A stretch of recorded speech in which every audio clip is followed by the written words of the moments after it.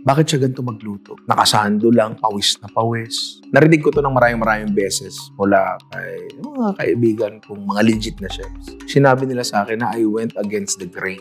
Ganun siguro yung iniisip ng ibang tao kasi hindi ako pumasok sa mold.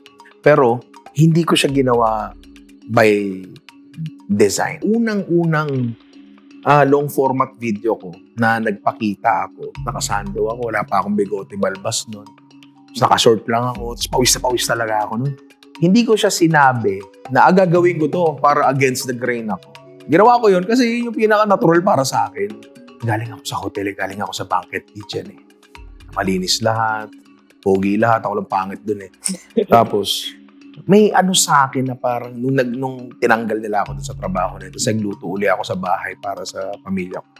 Ito ang pagluluto. Ito para sa akin.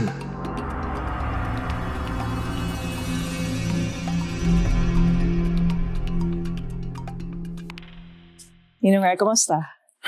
Okay naman. Okay naman. First tanong ko, chronically online ka bang tao? Hindi.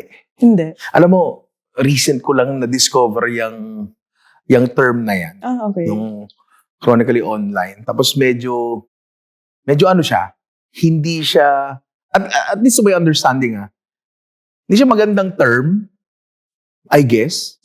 Pero, if being chronically online means yung updating ka sa lahat ng memes, ganyan, sa lahat ng happening sa social media, hindi. hindi. Ano yung itsura ng algorithm mo ngayon? Pagkain, syempre, for research. Relo. Oh. Yan. Tsaka Magic cards. Okay. Ano yung Magic cards? Magic the Gathering, the oldest trading card game. Tsaka mga comedy clips, ganun. I mean, I'm guessing ang pinag-uusapan natin, iba-iba kasi ang algorithm natin per platform eh. Pero pinakamalakas ako mag-doom scroll sa IG. So yun sa IG ko, yun ang laman. Okay. Sa iba't ibang platform, iba naman. Oo. Okay. Gusto ko balikan yung 2020 post, no? Since we're talking about virality and social media, yung sizzling kare-kare, iconic. Pinanood ko ulit kagabi. Tapos, yung naramdam ko is, kung kulob ako nung pandemic, tapos pinanood ko ito, bumalik ako sa feeling na yun na kulob ako sa pandemic. Mababaliw siguro ako nung nakita ko yung video na to. Kasi alam mo yung giggle, syempre alam mo to, yung giggle na kung may nakita ng masarap na pagkain sa social media mo, na parang, So, alam ko, marami nangyari sa buhay mo nung pandemic. Yes. Nag-break ka, pandemic, restaurant, yung dad mo namatay din. Pero pwede tayo bumalik sa moment ng araw na yon nung film mo yung sizzling kare-kare.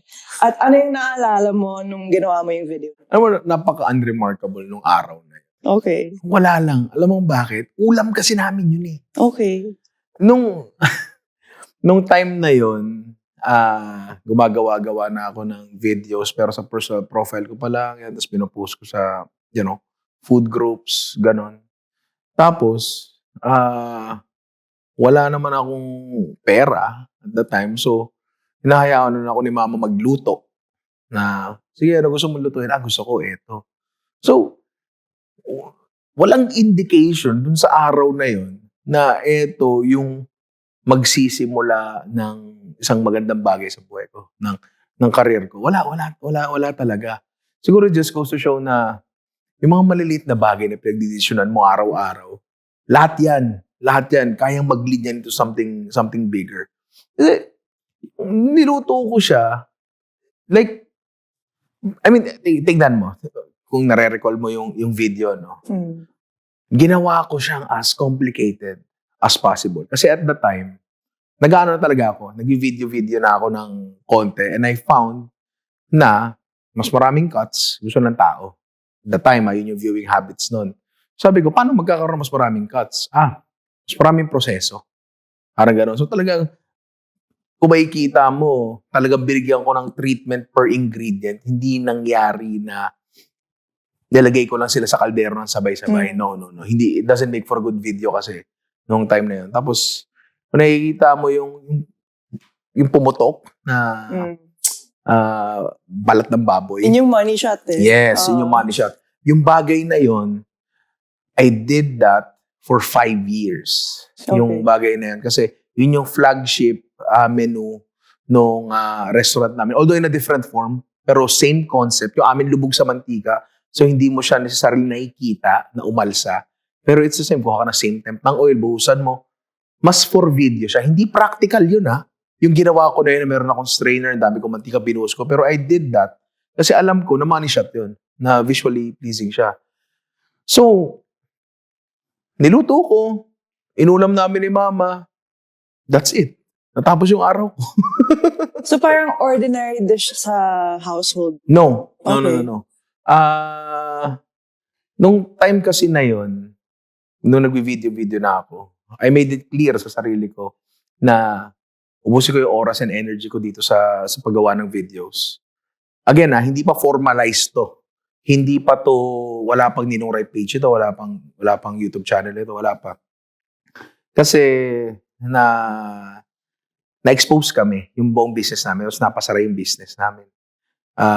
Alam mo na, COVID, ganyan. Tapos, bumili ako ng PC noon sa nagsarang computer shop.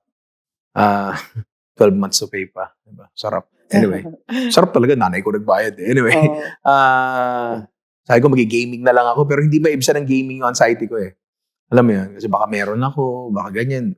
Anong mangyayari sa amin? Wala na kaming negosyo, bla bla, babalik pa ba kami? Hanggang gaano katagal pa? 2 days, 3 days pa lang, di na maibsan nung activity ng anxiety. So, bumalik ako sa bagay that gives me the most comfort, which is pagluluto. And hindi siya pangkaraniwang ulam sa bahay, just to answer your question. Complicated na bagay siya. I mean, Yung sitaw, buried mo po eh. Diyos ko, kita mo naman, binuhol pa yung sitaw. Pag nakita ng lola mo, baka balusing ka ng chopping board sa ulo. Alam mo, hindi siya ulam bahay talaga. Restaurant dish siya. Alam mo yun? Na ginawa ko lang, again, para talaga ubusin ko yung oras ko. Para ubusin ko yung energy ko. Alam mo yun? Tapos yung editing nun, tagal ko in-edit. Hindi ako magaling mag-edit dati. Talagang umuubos ako ng 18 hours, 20 hours ang araw para sa isang video. With intent. Kasi nga, gusto kong maubos yung araw para mas mabilis. Alam mo yun? Yun. Okay. So, parte ka ng henerasyon na naka-experience ng pre-social media and post-social media. Yes. At na-curious din ako sa interview mo with Erwan sa Back of the House. Kasi sinabi mo, nung panahon ni Erwan, kung gusto mo siya hanapin, sadya siya. Yes, with intent. Pero ngayon, likely, yung audience mo, nahanap ka kasi sa kakascroll. So, gusto ko malaman, nung panahon ni Erwan, kasi magka-age lang kayo, diba? Ano yung mga content na sinasadya mo po panoorin? Binanggit ko rin to dun sa interview na to. Si Market Manila. Si Joel. Ang ganda kasi nung vlog. Hindi vlogs Vlog with a B. niya. Kasi Filipino food, una sa lahat. Tapos cultural.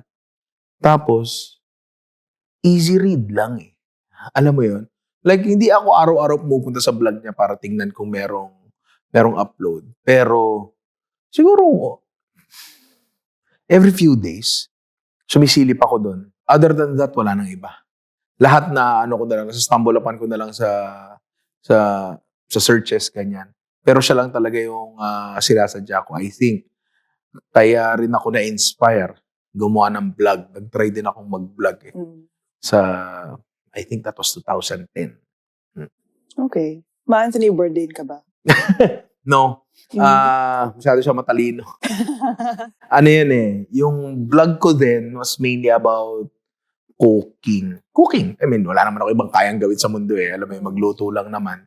So, hindi siya, hindi ko lang na-realize, no? Kung ano yung vlog ko dati, ngayon, ganun din yung vlogs ko ngayon, wherein mostly, lalo sa long format namin sa YouTube, hindi siya cooking tutorial, unless alam ko na talaga yung bagay na yun before the start of the episode, pero more like subukan nating tingnan kung ano mangyayari dito sa bagay na to.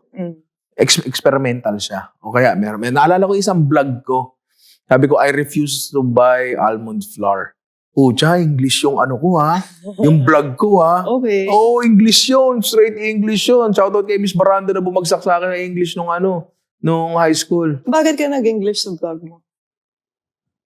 Bakit nga ba? Bakit nga ba? Bakit nga ba?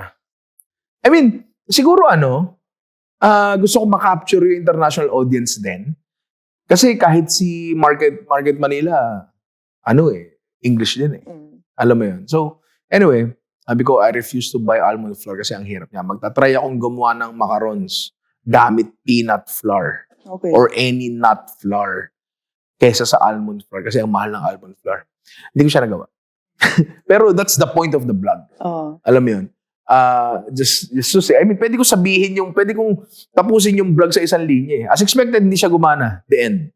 Pero it's the journey eh. Alam mo yun, it's not the answer eh. Diba? So, kasi form of entertainment kasi dati yun eh. Diba? So, yeah, hindi ko lang din na-realize na parehas pa rin pala yung ginagawa ko kasi sa long format vlogs namin, hindi naman namin nire-research hindi namin tinetest yung recipes na yan.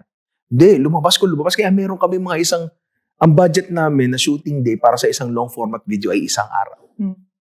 Isang araw lang. Minsan nagkakaroon kami ng mga vlogs na 4 days, 5 days sinushoot. Kasi nag-leave talaga ako ng malaking time budget para sa spontaneity and sa mistakes. Kasi hindi ako lalapis sa oy, makinig ka sa akin kasi alam ko lahat to. Hindi. Tara, tingnan natin kung nagana to. Mas ganun yung approach ko. Okay. Noon pa man, hanggang ngayon.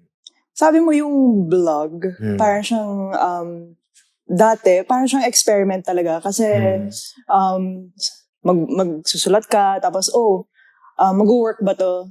Baka hindi. Yung approach na yan, dinadala mo ba sa vlogs mo? Yes. Ganun na ganun talaga. Ganun na ganun talaga. Like for example, nag-beef Wellington kami. 4-5 days na shoot ata yun. Biruin mo, halos sa linggo namin shoot isang episode na. Ano pa ginawa namin? Alam mo yun? Sabi ko, same.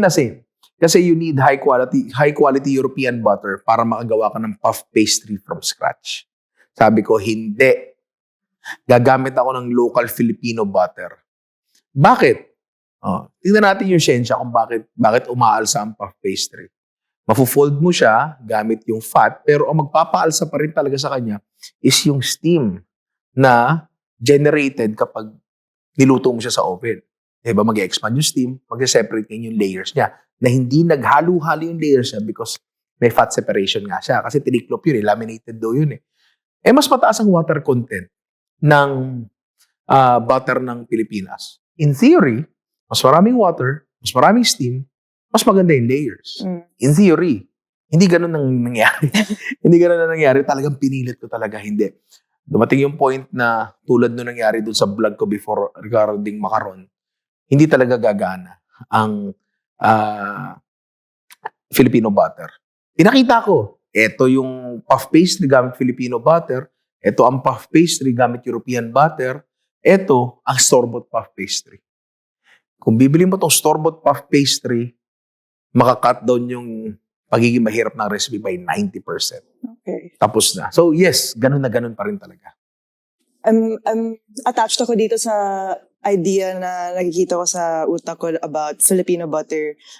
Yung lumalabas ngayon sa utak ko is Filipino produce. I want to know yung, I guess, opinion mo about the state of Filipino produce. And kasi, I don't know, medyo nagiging criticism na yung agriculture industry natin or yung mga palengke natin ngayon, hindi siya kasing diverse na, hindi siya reflective ng produce na malawak dito sa Pilipinas. So, sa experience mo, ano yung, I guess, state of Filipino produce now? Okay, bilang consumer lang to.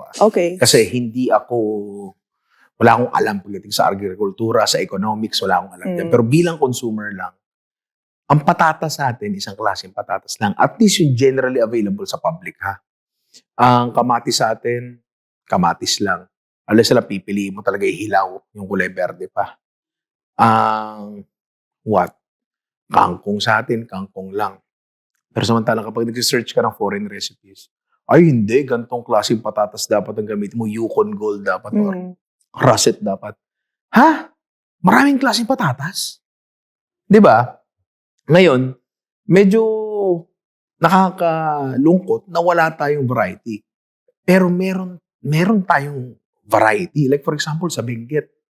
Ang daming klaseng bigas doon. Mm. Ang daming klaseng bigas talaga doon. Sobra. Na siguro 95% ng Pilipino na nasa labas ng lugar rin, hindi alam. Prirotong. Alam mo yung prirotong? Hindi, ano yun? Prirotong is, purple rice na Mm. originally ginagamit para sa puto sulot. Hindi talaga food coloring ang ginagamit doon. Talagang specific na siya, na wild rice siya, na native rice siya. So, available pa siya ngayon. May mabibili ka, pero bibilin mo siya para matry mong gawin yung isang dish lang na pinaggagamitan ng bagay na yun. Alam mo yun? Tapos hindi mo pa siya sa palengke mabibili. I'm sure, kapag dating siguro ng mga Paskuhan, baka meron na sa palengke. Pero yung nabili ko ay vacuum pack na social na bigas. Yung matigas, alam mo yun. Di ba? So, medyo nakakalungkot. Kaya inisip ko na to before eh. Paano natin babaguhin yan? Paano may expose natin? Halimbawa na lang, no? Paano mo ibebenta ang alateres? Mm. Alam mo ba yung alateres? Ilang taong ka na pala? Matanong ko lang. 30. 30. Okay, so alam mo yung alateres. Yung Bunga lang sa Oo. kapitbahay. Oo. Alam mo yun? Pag ang kausap ko medyo mas bata ng 5 years or 10 years, hindi na nila alam yung alateres kasi karamihan sa kanila, namatay na yung mga puno sa subdivision tapos hindi naman yung purposely tinatanim. Umusbong na lang yan. Ngayon, hindi binebenta yung alateres kasi merong sarapansin ko to kasi isang beses may nakita ko nagbenta eh. Bumili ako ng marami kasi ngayon ko lang nakita may nagbenta. Ang problema sa kanya, sobrang hinog niya. Pag nilagay mo siya, kahit 1 kilo lang na bag, yung weight nung nasa taas na pipisa na yung nasa baba. So may issues tayo pagdating sa ganun na hindi siya imposibleng ma-solve. Pero ang tanong, meron bang taong magbabayad ng premium para sa handling, para sa proper handling ng produce na yun, para sa halimbawa na lang, no? Halimbawa, blueberries. Mahal ng blueberries sa grocery, nakaganyan. Yung ano ba yun? Plastic na matigas. Mahal ng 450 ata yun, saksakan ng mahal yun. Huwag naman sanang ganun kamahal ang alateres. Pero, isa yun sa mga paraan para ma-ship mo yung alateres sa mas maraming lugar. Ang tanong, may willing bang taong gumawa nun? Kasi, saan magsisimula?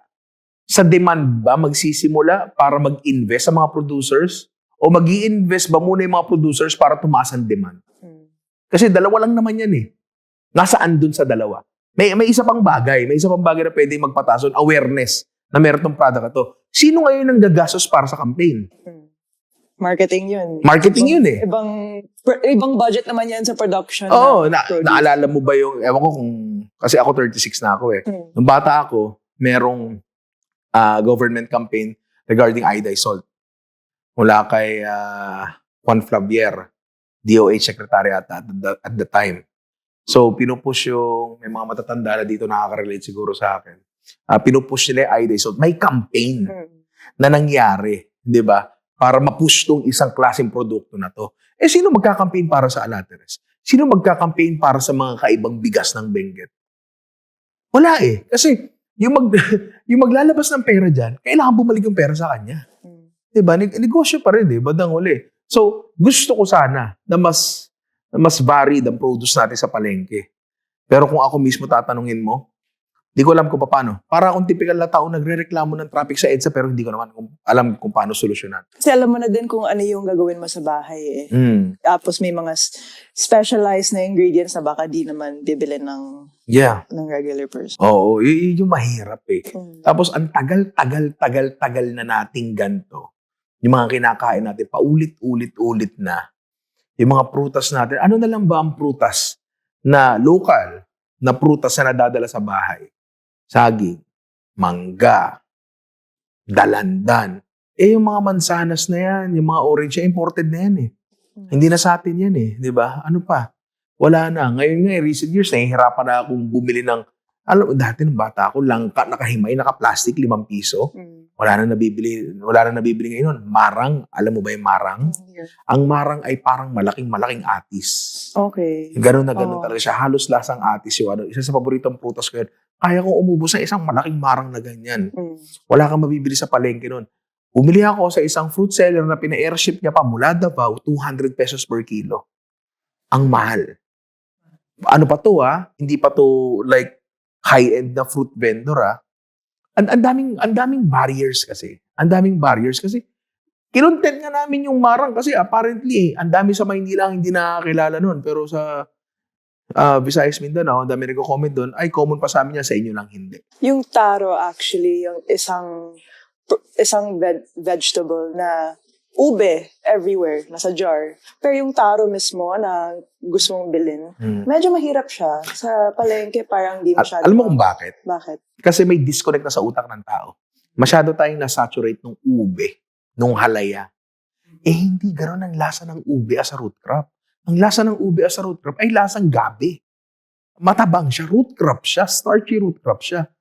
Hindi ko nga alam Hindi ko alam kung sino ba yung taong nagdesisyon na eto ang lasa ng ube. Alam mo yung, say, ube ice cream, halaya, or kung ano mang ube flavored na candy, pare-parehas yung lasa niya. Pero kapag nakatikim ka ng ube na, root crop, wala siyang, hindi gano'n yung lasa niya Ngayon, marami rin kasi sa mga ube na yan, meron ng ube flavoring.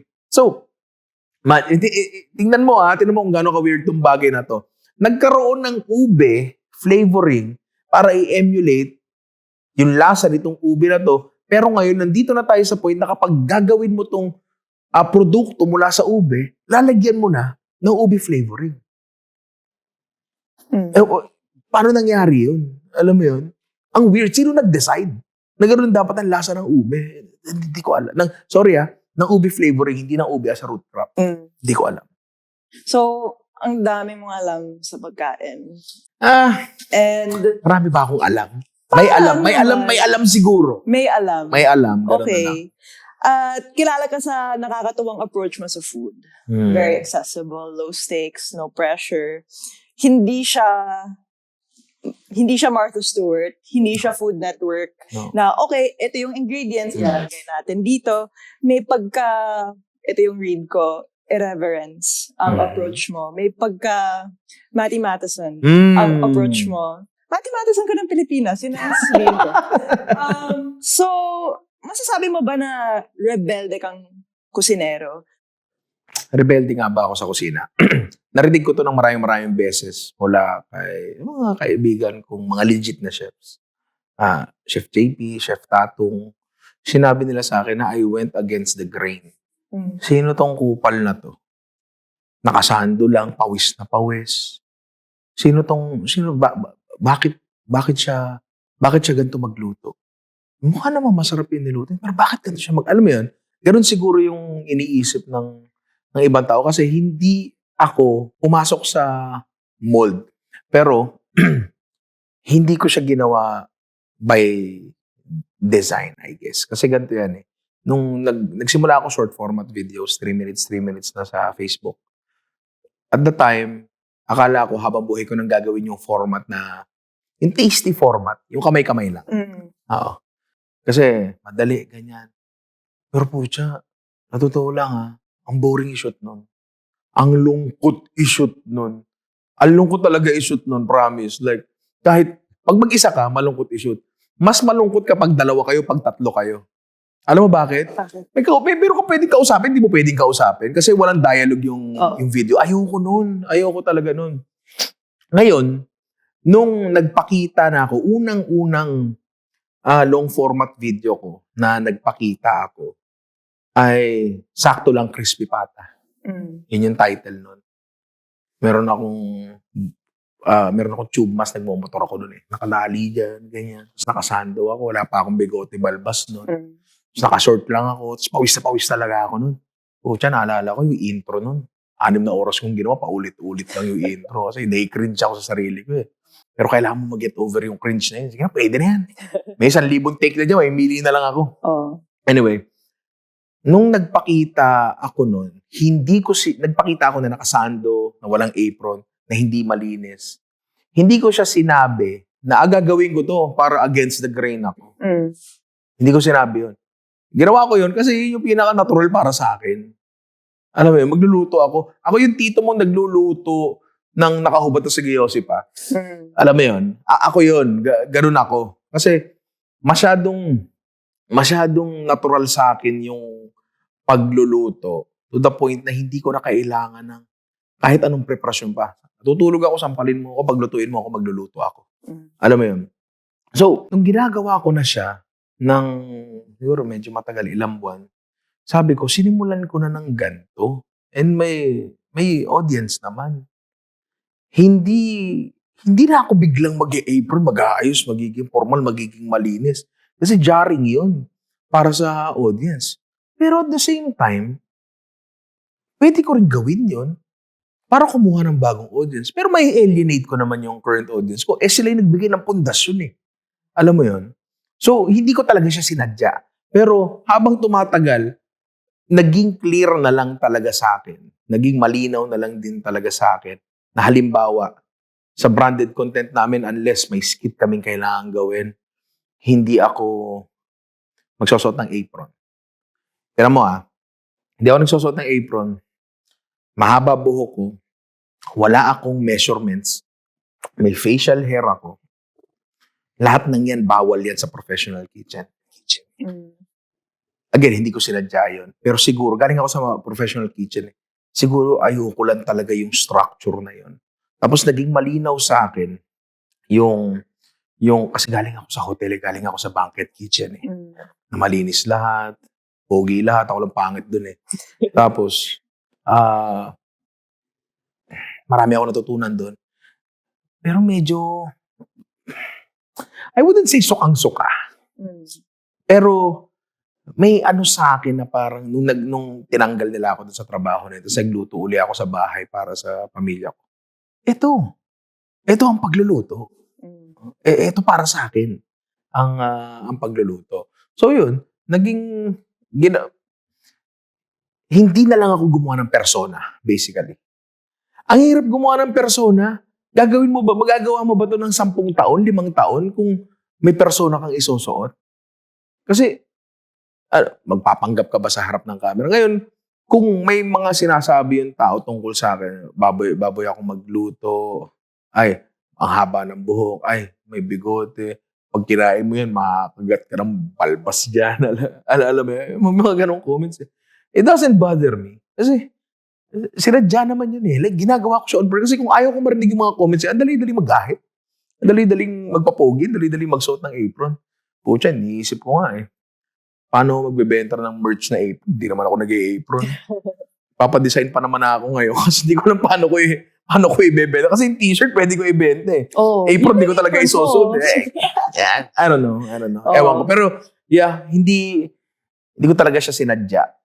Talagang, ako lang din talaga yun. Pero over time kasi, mas nag-modulate yung boses mo.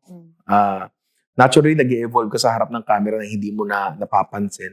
So kapag pinanood mo yung mga 2020 videos ko sa videos ko kahapon, Iba na layo. yung intonation mo. Oo. Na-notice ko yun. Ang layo, di ba? Oo. Uy, pag pinapanood ko ngayon, ganito ba ako? Tapos hindi sadya yun patak-patak yung bagay na yun. Patak-patak yun. Hindi ko talaga alam yun. Ay, pag tinitingnan ka kasi ng tao from the outside, ang sarap kasi para sa ibang tao sa labas na ikahon ka. Kasi ang pagkakategorize sa mga bagay-bagay is our way of organizing the chaos in this world. Alam mo yun, magulo mundo yan, daming variables Pag ikakahon mo tong bagay to, eto masama, eto mabuti, eto ganto, eto ganyan. Mas naiintindihan natin ang mundo. So kapag ikaw, ikinahon ka ng tao sa gantong identity, tapos bigla nila nakita, kunyari nakita nila ako ngayon, nagustuhan nila ako, nakakahon na ako sa kung ano man yung notion nila sa akin. Tapos pinanood nila yung 2020, they might think na, parang, peki na si Ninong Ray kasi nagbago siya. Hindi. Nagbabago tayong lahat. Kung may putok ka kahapon, tapos ngayon wala na, pagbabago yan. Diba? Alam mo yun? Lahat tayo may kapasidad magbago. Isa nga, di natin napapansin di ba? perfect yan sa next question ko. Mm. So, kung may nagtatanong sa'yo na, bro, what do you do? Ano usually sinasagot mo? Nagluluto. Naluto. Nagluluto. Kasi, in its essence, yun naman talaga eh. Alam mo, alisin mo yung mga camera. Ganun pa rin naman yung gagawin ko eh. Mm. Magluluto pa rin naman talaga ako eh, di ba? Nagkataon lang na mas may structure na ngayon kasi livelihood ko na to. Kabuhayan ko tong bagay na to. Actually, dati wala ka kami structure. Ako si Ian, tsaka si Jerome, tatlo lang empleyado. Wala talaga. Wala talaga kami ka-structure. Wala kami kaalam-alam. Dumating lang yung tropa ko si Alvin na may corporate experience. Sabi niya, pre, parang ako muna ayusin natin to. Inayos niya. Pucha, may HR pa kami ngayon. 8 lang naman kami, alam mo yun. meron pa kami mga empleyado ko. Meron pa ano yun? May health card pa. Diba? May mga leave pa kami, ganyan. Oh, nagpa-file pa ng leave yung mga yan. Pucha, akala mo naman talaga, laki-laking kumpanya. May bandy clock pa kami doon. Oh. So, maraming salamat kay Alvin kasi nagkaroon ng structure yung tong bagay ito. Kasi dahil nga livelihood ko, kailangan maayos tong bagay na to.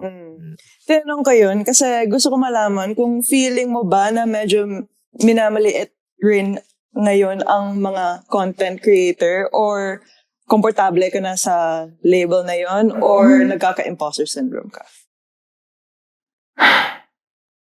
Ang isa sa mga bagay na pinaka nahihirapan akong attendan or mag-alat ng oras ay yung pagbibigay ng talk. I mean, isang beses pa lang ata talaga ako may tinanggap na we went out of our way para gawin tong bagay na to. Ayoko talaga siyang gawin kasi I don't feel like deserve ko yung bagay niya. Ako, graduation speech ako sa isang college, sa university. Yung putya, gagawin ko ba yan? Sabi nung attorney ko, sige na, sabihin mo lang sa akin yung mga gusto mong sabihin sa mga bata, tapos gagawin nating maganda yan. Nagawa niya naman ang maganda, pero naging salita niya eh. Alam mo yun, hindi ko na, salita mo. Hindi salita ako eh. Andun yung message ko, pero hindi ko salita yun eh. So, ayoko kasing lingid to sa siguro notion ng ibang tao sa akin. Ayokong nagmamarunong. Ayokong nagpapanggap na magaling ako dito sa aspetong to. Basta ako, malinaw sa akin kung ano yung trabaho ko, malinaw sa akin kung ano yung dapat kong gawin, malinaw sa akin kung ano yung nagbibigay sa akin ng joy, gagawin ko yung bagay na yan. Imposter syndrome, I'm guessing, andun pa rin talaga siya. Like, ang problema kasi, feeling ko, people give me so much credit na hindi naman din talaga earned or deserved. Alam mo yan? Like what? Like, yung pagluluto na lang. O sige, alam ko na hindi ako ang pinakamagaling magluto. Alam ko hindi ako ang pinaka-entertaining na tao. Pero yung mga tao ang pinapanood lang na content creator sa pagluluto, ako, akala nila ako na yun. Pero hindi. Hindi talaga. Pucha, si Chef JP Anglo, na tropa ko talaga yan. Tropa ko yan. Pucha, yun ang mahusay. Yun ang siraulo magluto. Balik magluto yun. Kung bibigyan natin ng numerical value yung skill ni Chef JP, 9.5. Out of 10? Oo. Okay. Para sa akin. Ako, bibigyan ko yung sarili ko, 3.5 to 4.5. Wow. Grabe naman yun. Hindi. Nagiging totoo lang. Hindi to humble. Okay. Hindi ka na. Nagiging totoo lang ako. Okay. Nagiging totoo lang talaga ako. Kasi kilala ko yung sarili ko eh. Alam ko yung mga kaya kong gawin. Ang dami niyang kayang gawin na hindi ko kayang gawin. Diba? Yun nga, people give me so much credit na akala nila ang galing-galing ko sa gantong bagay. When in fact, mas marami pang dumukot ka ng isang kusinero dyan sa loob ng isang 5-star hotel. Di hamak na mas magaling sa akin yan. Alam mo yun? Dito sa kinatatayuan mo ngayon, mag-drawing ka ng 5 kilometers. Mm. Paikot. Baka merong 200-500 kusinero dyan na mas magaling sa akin. Alam mo yun? Meron kasing element of luck eh. Etong nangyari sa akin. Merong, kaya like ko sinasabi dati, I think kay Bob Ong ko nakuha to. Huwag na mong mamaliitin na kakayahan mong tsumamba. Tsumamba ako. Pero sinakyan ko yung tsamba ko. Pero it doesn't mean na ako ang pinakamagaling. It doesn't mean na ako ang pinakamasarap magluto. It doesn't mean na ako ang pinakamagaling na entertainer o pinakanakakatawang tao. So, kita mo lumalabas yung imposter syndrome. Ang linaw, di ba? So, pero, para sa akin kasi, hindi ko siya nakikita as imposter syndrome. Nakikita ko siya as fact. May mali ba sa mga sinabi ko kanina? Wala naman, di ba? Like, mas maraming magagaling talaga sa akin. Di hamak. Nagkataon lang na baka ako lang yung pinapanood mo. Kaya siguro ganyan yung tingin mo. Pero, ikaw, yung mga nanonood ngayon, kung tingin nila imposter syndrome yun, it probably is. Alam mo yun. Pero, I don't mind. It's not something na I'm working towards, getting rid of. Hindi. Okay lang sa akin yung bagay niya. And, again, pinapaniwalaan ko siyang totoo. And also, it keeps me, humble. Kasi sabi mo kanina, hindi ka humble eh. Siguro yung projection. Okay. Alam mo yun. Masyadong niyabong magsalita. Yan yung pinaka walang kwentang comment na nababasa ko. Yabang nitong baboy na to. Alam mo, at this point ng career ko, hindi ako tinatabla ng mga ganyan eh. Hindi na talaga. Ang nakakatawa lang din talaga, minsan, sobrang baseless. Sobrang baseless ng mga sinasabi. Like, talaga? Sige.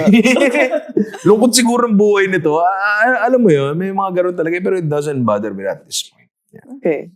So, kahit madalas mo yung kinikwento sa interviews mo na grateful ka sa success mo, meron bang parte ng buhay mo na bago ka naging Ninong Ry na namimiss mo?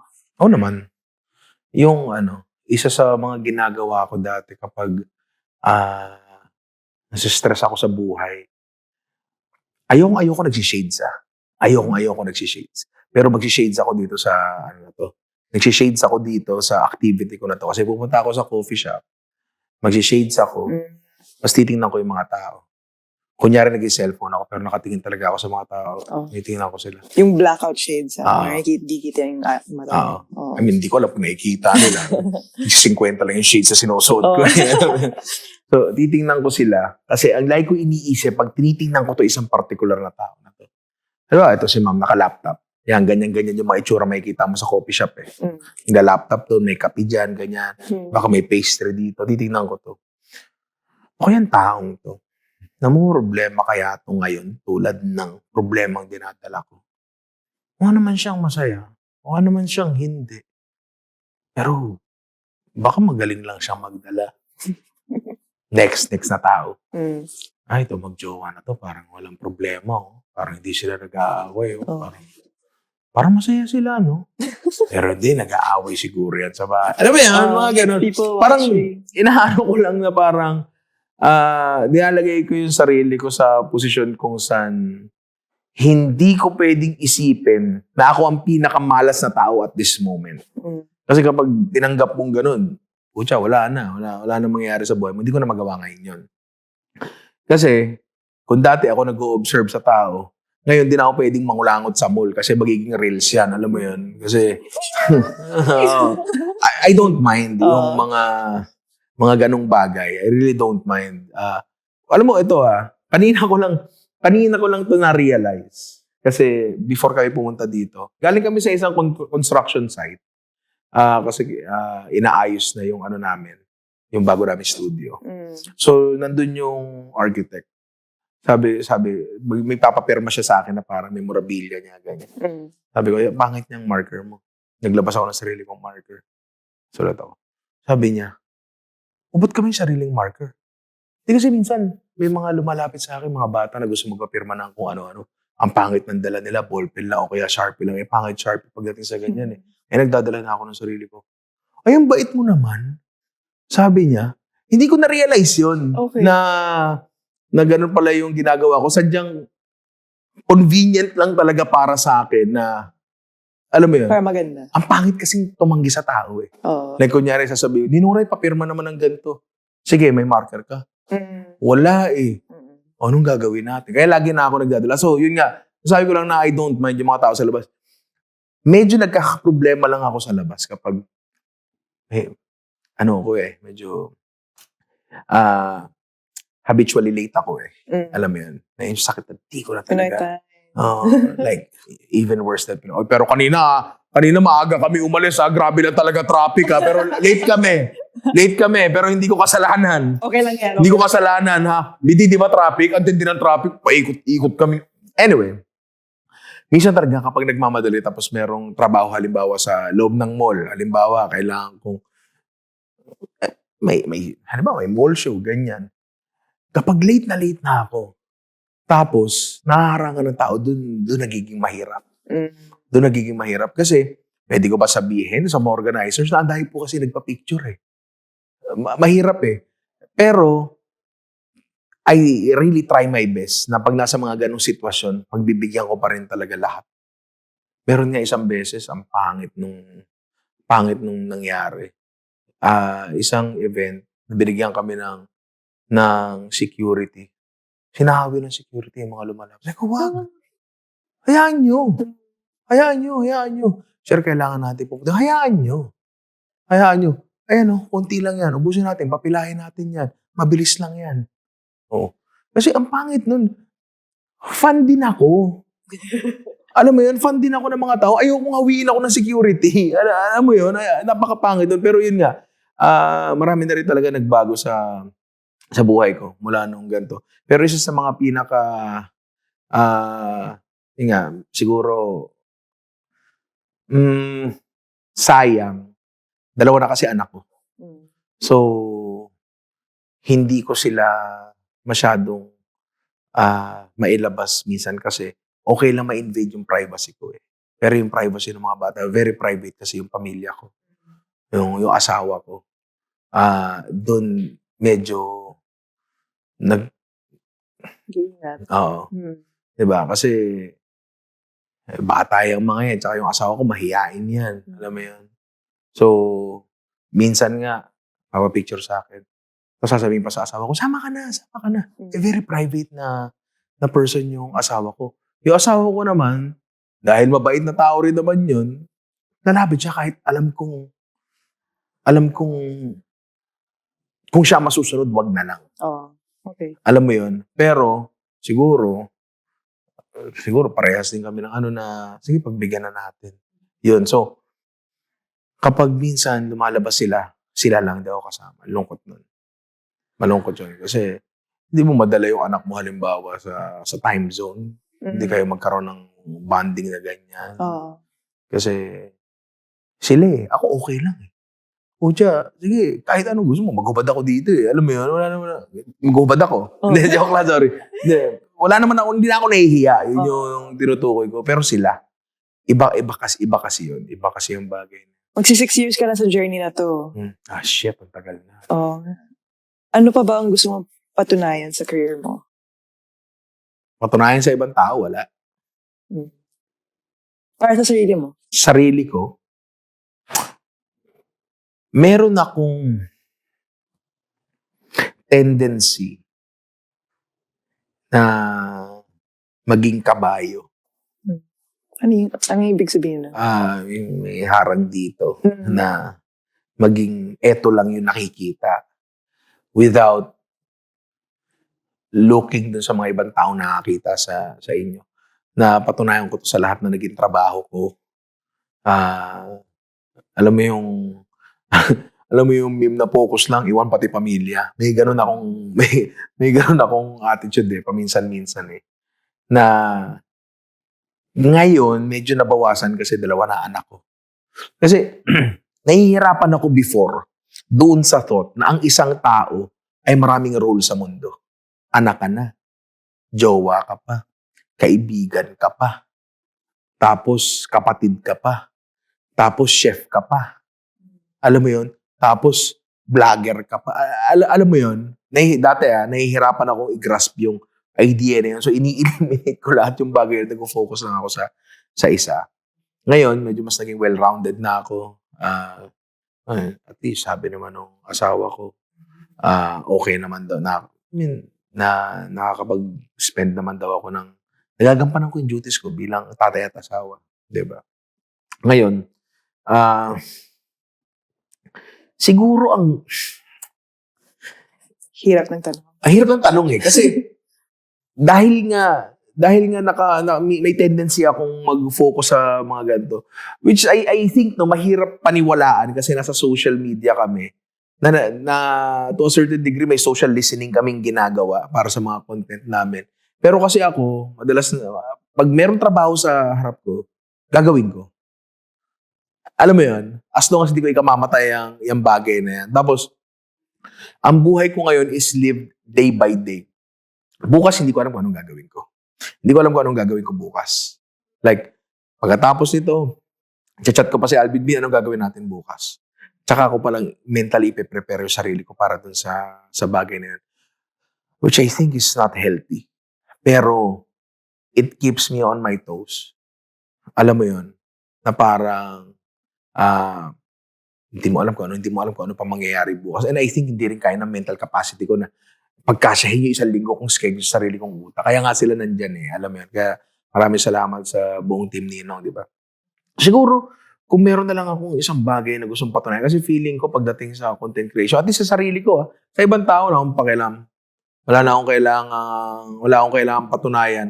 Kasi never ko namang sinabi na ako ang pinakamagaling at kailangan kong manatili dito.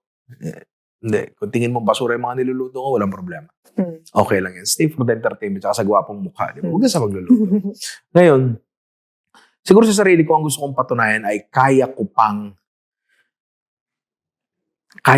balansehin yung buhay ko. Meron akong recently na inadapt na activity sa buhay ko na hindi madaling gawin pero will certainly help me in the long run.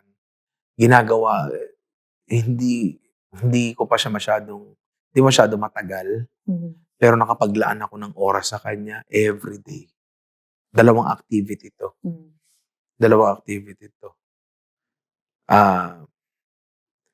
Baka masyadong vague, sige sabihin ko na nga.